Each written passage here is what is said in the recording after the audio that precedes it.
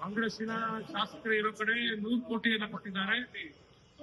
ಬಿಜೆಪಿಯ ಶಾಸಕರಿಗೆ ನಮಗೆ ಹೆಚ್ಚು ಕಮ್ಮಿ 16 ಕ್ಷೇತ್ರಕ್ಕೆ 40 ಕೋಟಿಯನ್ನು ಕೊಡ್ತಾ ಇದ್ದಾರೆ. ಇದು ನಮಗೆ ಆರ್ಡರ್ ಅನ್ನ ನಮಗೆ ಸಿಗ್ತಾ ಇದೆ. ಕಳೆದ 3 ವರ್ಷದಲ್ಲಿ ಸಿದ್ದರಾಮಯ್ಯ ಸರ್ಕಾರ ಇರಬೇಕಾದ್ರೆ ನಮಗೆ ಕಳೆದ ನವೆಂಬರ್ 11ನೇ ತಾರೀಕು ಏನು ಆರ್ಡರ್ ಜೀವೋ ಮಾಡಿದ್ರು, ಈಗ ಟೆಂಡರ್ ಹೋಗಿದ್ದೇವೆ. ಅದು 25 ಕೋಟಿಯನ್ನು ಕೊಟ್ಟಿದ್ದಾರೆ. ಈಗ 40 ಕೋಟಿಯನ್ನು ಕೊಡ್ತಾ ಇದ್ದಾರೆ. ಆದರೆ ನಮ್ಮ ಸರ್ ಸಿ ವಿ ರಾಮಣ್ಣ ವಿಧಾನಸಭಾ ಕ್ಷೇತ್ರದಲ್ಲಿ ಸುಮಾರು 700 ಕೋಟಿಯಷ್ಟು ಜಿಬಿಎಗೆ ನಾವು ನಮ್ಮ ತೆರಿಗೆಯಿಂದಾಗಿ ಟ್ಯಾಕ್ಸ್ ಅನ್ನ ತುಂಬಿದೀವಿ.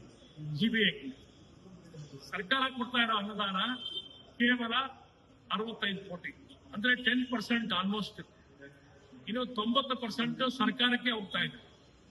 ಇದು ತಾರತಮ್ಯ ಆಗ್ತಾ ಇದೆ ಅಂತ ನಾವು ಪ್ರತಿ ಸಲ ಹೇಳ್ತಾ ಇದ್ದೀವಿ.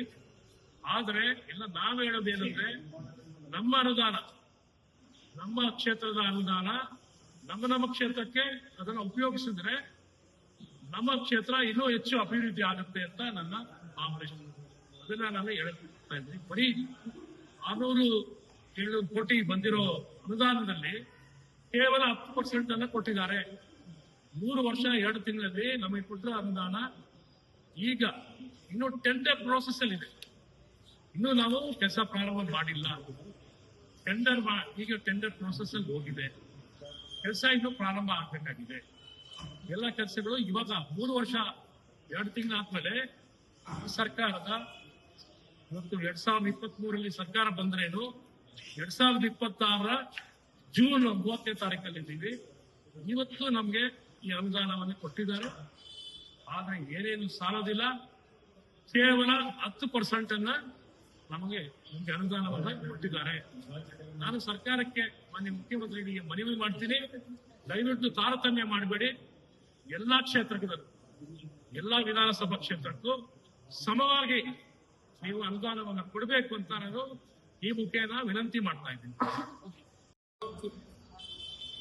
ಬಿಡಬ್ಲ್ಯೂಎಸ್ಎಸ್ಪಿ ಸರಕು ಹೊತ್ತು ಅನೇಕ ಕಡೆ ನಡೀತಾ ಇದೆ. ಇವತ್ತು ಮಳೆ ಕಡಿಮೆ ಆಗಿರೋದ್ರಿಂದ ನೀರಿನ ಅಭಾವನೂ ಬರ್ಬೋದು. ಇವಾಗ ಸರ್ಕಾರ ತರಾತುರಿಯಲ್ಲಿದೆ.